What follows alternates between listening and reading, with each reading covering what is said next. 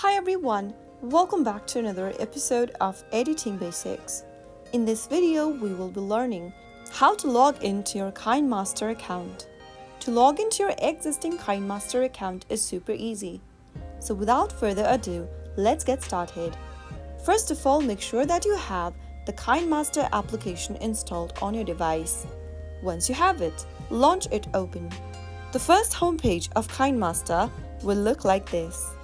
From the main homepage, click on the Me button at the bottom right-hand corner in order to log into your existing account. Now, look for the Sign in with Email option at the very bottom of the screen and tap on it. Of course, you can also log in using your Apple ID or with Google account if needed. Once you click on Sign in with Email, it'll prompt you to enter your email and password associated with Kinemaster account.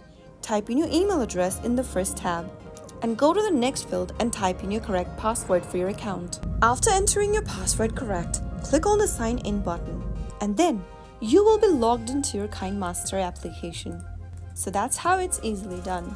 If you found the video to be helpful, go ahead and give us a thumbs up. Don't forget to subscribe to the channel by hitting the subscribe button. Press the bell icon so that you'll never miss another upcoming upload from us.